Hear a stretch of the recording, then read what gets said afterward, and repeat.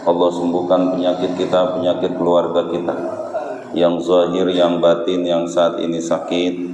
Mudah-mudahan diangkat penyakitnya, disembuhkan oleh Allah Subhanahu wa Ta'ala.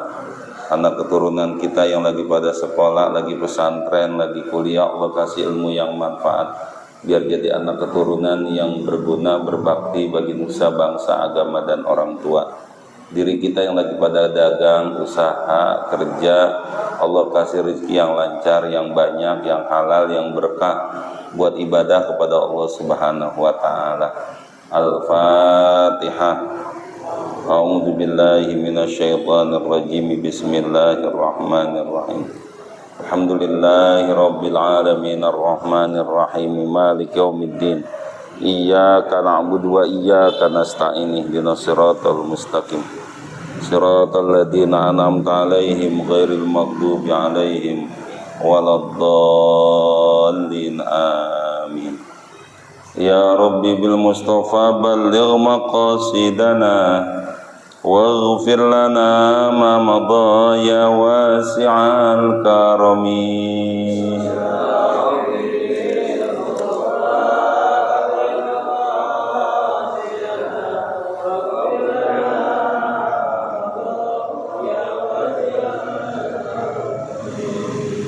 Ya Rabbi hayyi lana min amrina rasyada waj'al ma'unatakal husna lana madada.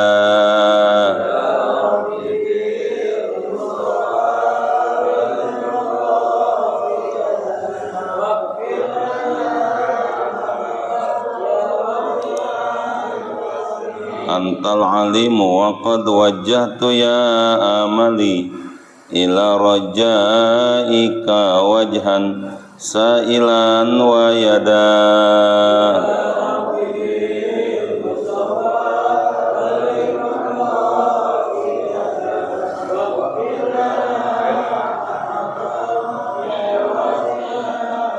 Allahumma salli wa sallim wa barik alaihi wa ala alihi.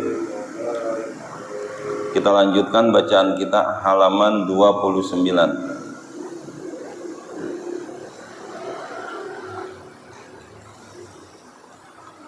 Qiyamuhu binafsihi. Jadi kita sedang membahas tentang sifat yang wajib bagi Allah. Sifat yang wajib bagi Allah itu ada 20. Lawanannya juga ada 20. Apa definisi wajib dalam ilmu tauhid? Wajib dalam ilmu tauhid ma la yatasawwaru fil aqli adam. Sesuatu yang tidak bisa tergambar kalau tidak ada. Jadi itu definisi wajib dalam ilmu tauhid. Ntar beda dengan definisi wajib dalam ilmu fikih. Kalau wajib dalam ilmu fikih itu ma yutabu fi fi'lihi wa aqibum ru'un idza tarokahu gitu. Orang yang dia akan mendapatkan pahala apabila dia melaksanakan, dan dia akan mendapatkan dosa apabila dia meninggalkannya. Wajib menurut ilmu fikih gitu jam. Beda wajib menurut ilmu tauhid. Nah, sifat wajib bagi Allah semuanya ada 13, nanti dibagi-bagi lagi, namanya ada sifat nafsiyah. Ini sifat nafsiyah itu satu sifat melazimkan zat namanya, satu sifat yang melazimkan zat. Kalau kita mau ngomong apa kalau nggak ada wujudnya percuma. Makanya sendiri satu doang sifatnya wujud. Ada lagi sifat salbiyah. Kalau salbiyah itu ada 5. Qidam, baqo, mukhalafatul hawadisi, qiyamu ta'ala binafsih, wahdaniyat. Itu 5 dia. Intinya begini, kalau sifat salbiyah mah sifat yang tidak mungkin ada di diri makhluk, nggak mungkin. dalam ilmu tauhid yang dimaksud dengan makhluk itu adalah kullu ma siwallah. Segala sesuatu selain Allah itu makhluk. Makhluk pokoknya, mau binatang kek, mau tumbuhan, mau manusia, mau jin, mau malaikat, itu makhluk. Itu. Dah. Dia bagian dari alam. Udah. Nah, kemudian dia itu ciri-cirinya wujuduhu qabla adamihi. Dia ada tapi sebelumnya nggak ada. Gitu. Makhluk tuh gitu. Awalnya adanya itu dimulai dari tidak ada. Coba Pak kalimatnya. Adanya dimulai dari nggak ada. Kayak kita nih sekarang. Sekarang kita ada nggak nih Pak? Ada. Nah, tapi dulu-dulu kita ada nggak? Nah, nggak ada, itu dia aja. Nah, sehingga jangan sampai Allah itu jamaah dipikir seperti kita. Adanya itu diawali dari tidak ada. Jangan berpikir begitu kalau ke Allah. Kalau ke manusia, ke makhluk iya, ke alam iya, kayak begitu jamaah. Tapi kalau ke Allah enggak. Pokoknya Allah itu awaluhu bilab tidak. Awalnya itu tanpa ada permulaan, pokoknya ada aja. Wallahu alam. Seperti apa gitu. Nah, itu namanya sifat nafsiyah. Satu sifat melazimkan zat. Kemudian salbiyah itu adalah sifat yang memang tidak akan ada di dalam diri makhluk manapun, nggak bakalan ada. Nah, nanti sifat ma'ani gitu. Kemudian sifat ma'ani itu sifat yang bermakna. Artinya bisa juga itu manusia juga punya sifat itu, tapi tidak sama dengan Allah gitu. Nah, ntar berikutnya maknawi, kudrat qadirun. Jadi sifat hal namanya. Ya bapak-bapak, saya mah ngulang aja pelajaran tauhid saya. Bapak dengerin alhamdulillah, nyampe ke otak syukur, kagak nyampe ya udah nggak apa-apa gitu. Namanya muter-muter ini kan omongan gitu. Karena memang belajar tauhid itu gampang-gampang susah bapak-bapak. Karena teorinya, kalau buat prakteknya mah gampang. Kalau prakteknya gampang Pak, yang penting kita percaya sama Allah, titik dah, gitu aja udah. Jadi kalau teorinya tuh jelimet memang ntar. Ya.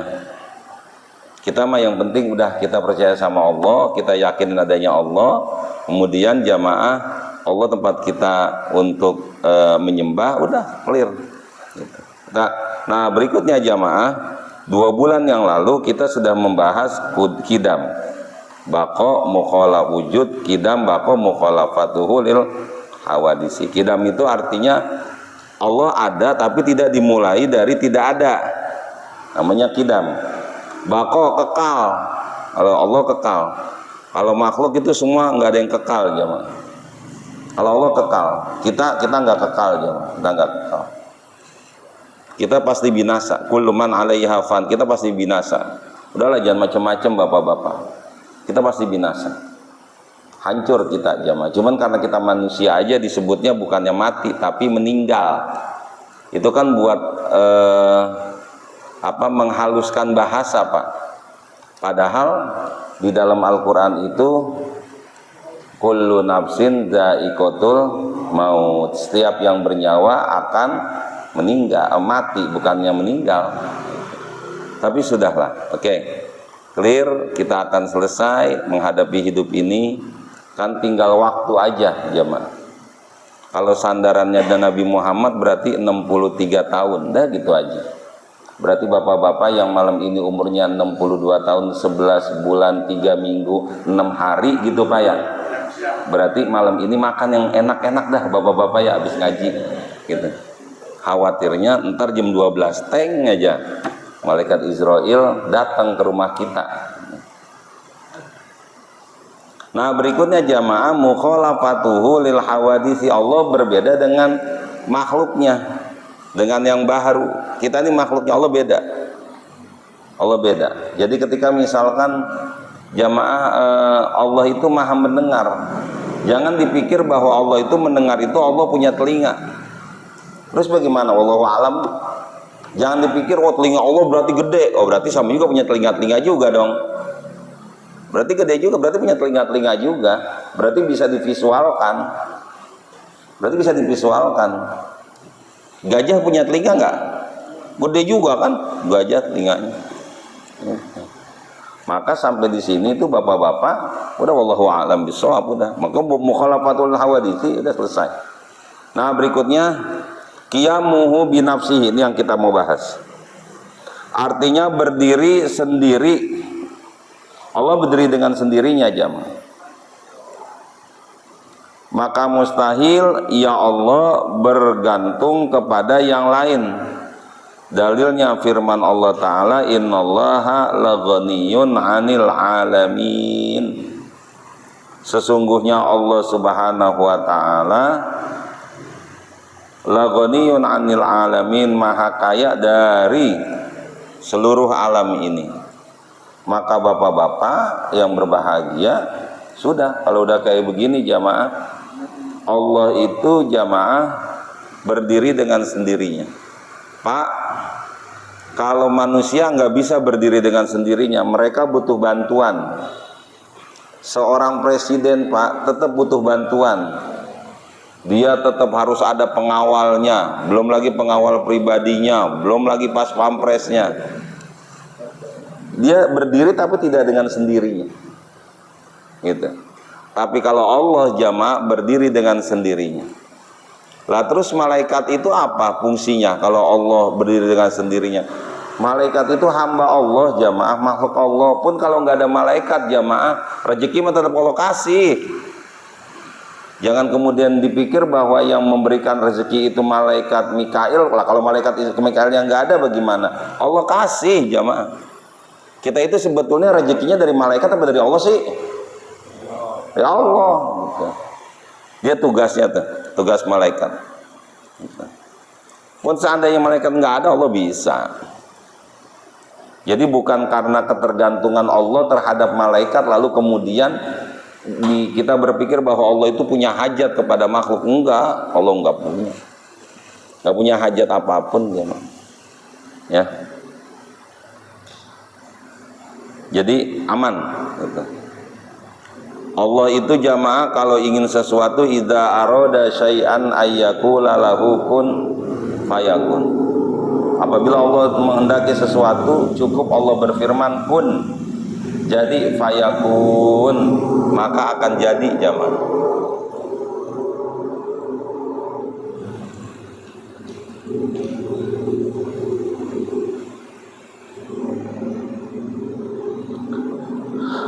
Artinya bahwa Allah itu kaya tidak bergantung kepada sekalian alam.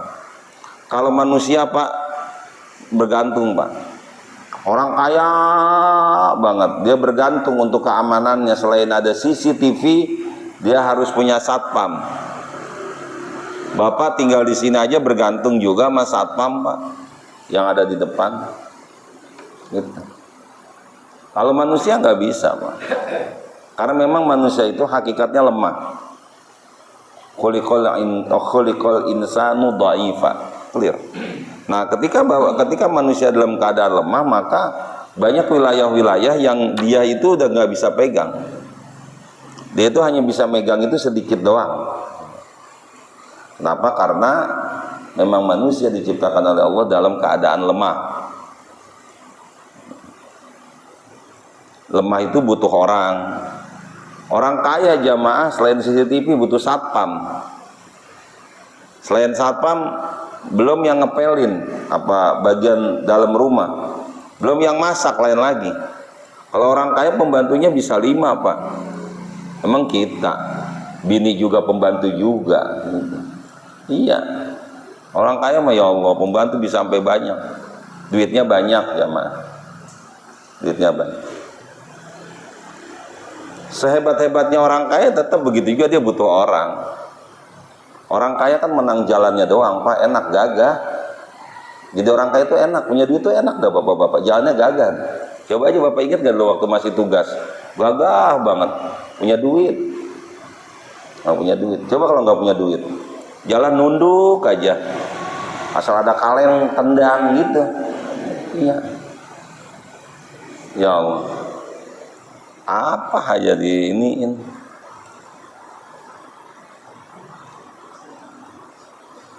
Jadi berdiri dengan sendiri. Kalau manusia nggak bisa berdiri dengan sendiri. Dan patut bagi mukmin mengiktikadkan bahwa ia fakir, sehingga kita nih nggak sombong, Pak. Ya Allah, berarti saya nggak punya apa-apa dong. Emang nggak punya apa-apa, emang punya apaan? Tapi ngomongnya ke Allah, jangan ngomong ke manusia. Sebab kalau kita ngomong ke manusia, itu kita ngadu namanya jamaah. Mending ngadu sama Allah. Ya Allah, berarti saya fakir banget kalau kayak gitu lah. Emang juga. Wa fauqa kulli di ilmin alim. Di atas orang yang pintar ada lagi yang lebih pintar. Kalau kita merasa kaya di sini, Pak, itu sebetulnya bukan karena kita kaya, karena saingannya nggak banyak. Jangan-jangan kita yang kaya di sini kalau kita tinggalnya di Bintaro, di Pondok Indah, jangan-jangan paling miskin kali. Gitu. Iya. Sama, Pak. Bisa jadi orang pinter, paling pinter di sini. Iya, karena tinggalnya di sini. Coba tinggalnya di wilayah kehidupan orang-orang yang di pesantren Tebu Ireng. Lah, nggak ada apa-apanya, jangan-jangan. Itu yang kemudian kalau tak ada elang, akulah elang, kata si belalak. Itu jamaah. Jadi sebetulnya bapak-bapak kita itu nggak pinter-pinter banget, cuman kebetulan di wilayah itu nggak ada orang pinter, jadi kita kelihatan pinter banget. Bisa jadi itu cara Allah supaya kita ngamalin ilmu. Itu cara Allah supaya kita ngamalin ilmu. Berikutnya, wahdaniyat, artinya Maha Esa pada zatnya, sifatnya, dan af'alnya. Maka mustahil ia berbilang zatnya, sifatnya, atau perbuatannya. Dalilnya firman Allah Ta'ala, qul huwallahu ahad. Mungkin nggak Allah menjadikan juga, tapi kemudian udah jadi Allah binasain gitu dalam satu tempo yang sama? Enggak. Kalaulah ada jamaah, nanti ada jarak. Ada orang yang lahir tapi nggak lama meninggal. Wahdaniyat itu terkait dengan Allah, itu nggak bisa diintervensi jamaah, nggak bisa. Kalau manusia masih bisa diintervensi, kalau Allah enggak. Allah mau apapun itu hak Allah, dan tidak ada yang bisa demo, nggak ada yang bisa apa namanya itu lobby nggak bisa. Udah pokoknya wahdaniyat, Allah itu esa, perbuatannya, sifatnya, zatnya. Itu. Mungkin nggak Allah mematikan orang, tapi juga Allah kasih rezeki orang itu? Nggak mungkin. Nggak mungkin. Karena ketika ajal itu sudah dicabut oleh Allah, rezeki dicabut nggak? Dicabut, udah selesai. Karena itu rezeki sama ajal itu harus berdampingan, Pak. Pokoknya selama dia masih hidup, Pak, dia ada rezeki.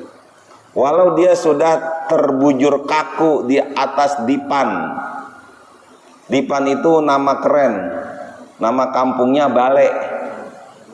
Nama bagusnya lagi kasur. Itu. Spring bed kalau sekarang.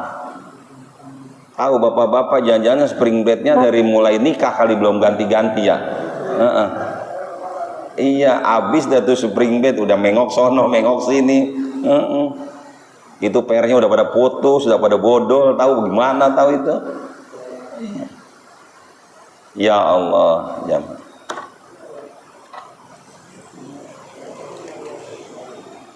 Allah Subhanahu wa taala itu wahdaniyat. Allah esa. Pokoknya ketika dia ajalnya masih ada, rezekinya Allah kasih. Dah gitu. Biar dia sudah tiduran juga, kalau emang belum ajal, dia aman bapak-bapak. Dia aman. Kenapa? Karena rezeki itu dengan ajal dengan rezeki itu berdampingan. Nah, kalau udah meninggal, hari ini dia meninggal, detik ini meninggal, rezeki juga selesai, udah selesai. Udah. Rezeki itu sesuatu yang bisa dimanfaatkan untuk dia, namanya rezeki. Warizqu ma yanfa walau muharram. Nanti berikutnya yang ada itu Pak, keturunannya bukan rezeki, emang dia haknya. Dia nggak kerja kok dapat warisan dari yang meninggal. Hebat orang tua kita, udah meninggal masih bisa ngidupin orang yang hidup. Orang yang hidup, orang tua kita yang ngidupin. Nggak punya tanah, dia dapat tanah warisan. Mudah-mudahan Bapak juga pada punya tanah warisan, Bapak-bapak. Mudah-mudahan. Cuman kalau di kampung percuma juga, Bapak-bapak, harganya masih murah. Yang enak tuh di Sumarekon, Bapak-bapak. Ya Allah, kalau punya warisan di Sumarekon Pak, bisa nggak usah banyak-banyak dah, 2 hektar aja Pak. Itu kayak apa itu? Jadi jamaah, wujud sifat nafsiyah, kidam bako mukhalafatul hawadisi, qiyamu ta'ala binafsi wahdaniyat, itu sifat salbiyah. Ini nggak ada nih dalam manusia nggak ada, makhluk nggak ada sifat ini. Sampai di sini dulu jamaah terkait dengan sifat Allah. Ada yang ingin ditanyakan nggak? Bedanya takdir sama nasib itu? Takdir itu Pak, takdir itu sesuatu yang sudah terjadi, baru takdir Pak. Takdir itu sesuatu yang sudah terjadi. Dan yang kedua, takdir itu dibagi 2, ada takdir mubrom, ada takdir mu'allaq. Takdir mubrom itu adalah takdir yang dia dipaksakan. Mubrom, kita nih Pak jadi laki, dipaksakan kita oleh Allah, mau nggak mau jadi laki, gitu. Nggak ada pilihan kalau ini mah enggak. Tapi kok ada yang dia lelaki tulang lunak, yang kalau manggil begitu, mau kemana gitu kan? Itu mah, itu nggak akan membuat dia jadi perempuan, dia tetap laki. Tetap laki itu dia. Coba-coba Satpol PP nangkep dia sendirian, diajak berantem. Iya, jago dia Pak, badannya gede. Itu. Ya kan penyimpangannya hanya seksualnya aja. Itu juga belum tentu penyimpangan, kadang-kadang memang karena kebutuhan. Satpol PP kecil, dia badannya gede, ya dipitis sama dia. Itu nggak bisa, dia nggak bisa jadi perempuan, dia tetap laki karena mubrom, dipaksakan. Kita punya orang tua saat ini dipaksakan, kita orang tua kita itu gitu Pak, namanya takdir mubrom. Nanti bapak-bapak ada takdir mu'allaq. Takdir mu'allaq itu adalah takdir yang dia digantung.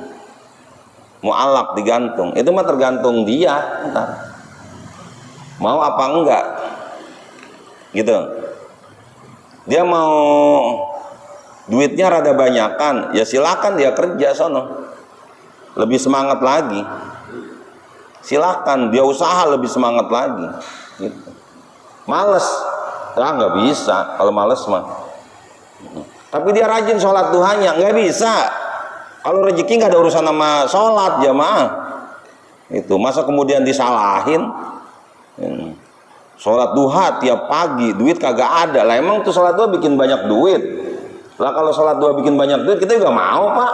Ngapain kita kerja sampai ke kawasan jauh-jauh? Ini kita kemari sholat duha dapat duit. Itu. Adapun sholat kita supaya rezeki kita berkah. Karena ini mu'allaq jamaah, ayo. Lah nanti bapak-bapak ada takdir yang memang itu bapak nggak usah bergantung itu Pak. Itu memang terjadi menjadi sebuah ketentuan Allah, kayak ajal dengan rezeki. Selama orang itu ajalnya belum nyampe, dia pasti dapat rezeki. walaupun dia nggak kerja, walaupun dia nggak usaha. Maka kemudian nanti akan kita lihat ada orang yang udah tinggal tulang doang di atas kasur, nggak bisa ngapa-ngapain, tapi rezekinya ada, dikasih minum, dikasih makan, gitu. Jadi dia punya sakit itu jamaah karena dia belum meninggal, ajalnya belum nyampe, rezekinya dikasih. Nah nanti bapak-bapak setelah kita usaha dan kemudian berhasil, maka itulah yang kemudian takdir. Nah kita suka nyebutnya takdir yang sudah terjadi itu namanya nasib. Itu jemaah, nasib. Ya, bapak-bapak punya istri yang sekarang, ya udah takdirnya udah. Memang takdir mu'alaknya seperti itu. Kemarin bapak nginjar si Ano, sekarang dapatnya ini, ya udah, ya terimain aja. Gitu. Tenang aja pak. Di dalam kitab Uqudul Jen itu jamaah, perilaku istri kita itu nanti seandainya dia kurang baik, Allah tolong, kita dikasih tolong oleh Allah. Maka nanti di kitab Uqudul Jen itu digambarkan ada seorang laki-laki yang istrinya sangat jahat, galak jamaah. Akhirnya dia setiap mencari kayu bakarnya itu udah ada yang bawain macan. Ya Allah. Enggak lama istrinya meninggal. Pak, kira-kira laki punya bini galaknya minta ampun gitu jamaah, dibilangin kagak ngerti, maunya berantem mulu. Kalau bininya meninggal kira-kira innalillahi apa alhamdulillah dah. Kira-kira aja. Kira-kira gitu. Ya Allah. Iya. Ya Allah pak, meninggal dia, istrinya yang udah kurang baik, kurang bagus. Bapak-bapak, nggak lama dia dapat jodoh. Istrinya yang baik banget jamaah, 360 derajat beda dengan istri yang lama. Tapi pak, ketika dia nyari kayu bakar, itu macan udah nggak ada lagi. Kenapa? Macan itu adalah bagian dari pertolongan Allah kepada dia, karena dia sabar menghadapi istrinya. Itu jamaah. Iya. Jadi kalau kita pak punya istri, lalu kemudian orangnya rada galak gitu pak, terus kita naruh duit di mana aja ketahuan, gitu. Udah naruh di jok motor masih juga ketahuan, udah naruh di lubang angin ketahuan, sampai naruh di gesper ketahuan juga. Ya udah pak, bapak mendingan sabar aja, gitu. Yang penting bapak-bapak dia nggak ngapa-ngapain aja, udah sabar aja. Tapi kalau bapak punya istri hitam jelek jamaah, bukan sabar, itu memang apes saja bapak-bapak itu kalau gitu. Ya Allah. Jadi terkait dengan takdir itu ketika dia sudah terjadi, nah kemudian kita suka nyebut nasib. Cuman memang jamaah nasib itu konotasinya rada jelek. Ya nasib gitu, kayaknya tuh apa ya, kita terima cuman nerima setengah hati gitu jamaah. Itu sama dengan begini, kata daripada pak. Dalam dunia ilmiah bapak-bapak, ketika ada kata-kata daripada berarti itu nggak ideal. Itu nggak ideal bapak-bapak. Kalau ada kata-kata daripada, lu nggak salah nikah sama dia, gitu. Terus bapak ngomongnya begini, ya daripada gua nggak punya bini, gitu kan. Sebetulnya bapak mau nggak nikah sama dia? Jangan bapak dah. Bener tuh laki mau nggak nikah sama dia? Mau nggak tuh laki nikah sama dia? Nggak mau. Cuman karena nggak laku kan gitu ya. Akhirnya ya daripada gua nggak punya bini kan gitu. Kata daripada itu pak, kata daripada itu bukan ideal. Lah motornya kecil amat kayak begini gitu. Ya daripada gua kagak punya motor. Sebetulnya dia pengen punya motor kecil apa yang gede? Gede, cuman karena dapatnya ini ya udah dia terimain. Maka kata daripada itu pak sebetulnya tidak ideal itu bapak-bapak. Rumah kecil amat ya daripada nggak punya rumah. Ini gua udah alhamdulillah gitu. Itu jamaah. Itu ketidakidealan. Ya. Namanya takdir dan nasib. Jadi seperti nasib mah bahasa Indonesianya. Maka wahdaniyat itu dalilnya qul huwallahu ahad, artinya katakan olehmu Allah itu Tuhan yang Maha Esa, dan patut bagi mukmin mengitikadkan bahwa ia senantiasa melihat perbuatan Allah Ta'ala pada tiap-tiap sesuatu kejadian. Wallahu a'lam bishawab, tanggal 19 bulan 10 2024. Minta maaf jamaah, saya tidak bisa di sini karena saya mau melanjutkan perjalanan lagi. Maulid masih belum selesai bapak-bapak gitu. Mudah-mudahan setiap bulan itu maulid terus bapak-bapak, udah gitu. Iya. Ya Allah. Bismillahirrahmanirrahim. Alhamdulillahirabbil alamin.